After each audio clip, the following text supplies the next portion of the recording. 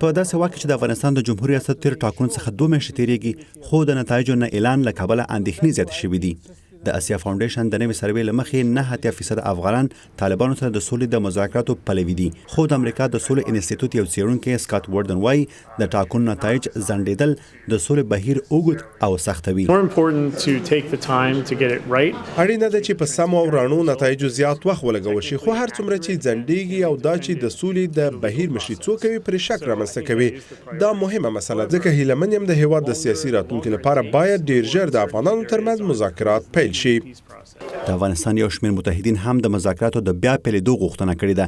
د افغانستان او پاکستان لپاره د امریکا پخوانی ځانګړی استازی ډانیل فیلډمن وایي چې د افغانستان کشاله پوځي حل لار نه لري، خو وایي چې د مصالحې په برخه کې ښه نیت کولی شي سوله ټینګه کړي.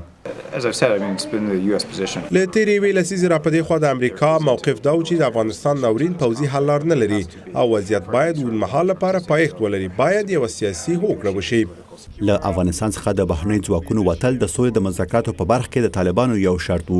د امریکا د دفاع وزیر مارک اسپر د دوشنبه پر ورځ ویل چې د سرتیر وتل د سولې مذاکراتو سره تړاو نه لري، خو ښاغلی فیلډمن وایي چې د افغانستان څخه د امریکایي سرتیر وتل د سولې مذاکراتو سره تړاو لري. د سرتیرو شمیر کمول د امریکا او طالبانو ترمنځ مذاکراتو او بیا د طالبانو او افغان حکومت ترمنځ مذاکراتو په برخه کې کېدای شي ګټور وي، خو د دې لپاره چې ګټور وي فکر کوم موږ باید د خپل نفوذ څخه ګټه واخلو. هغه څه چې اوس ډیر ګټور دی، زما په باور هغه په افغانستان کې زموږ شتون دی.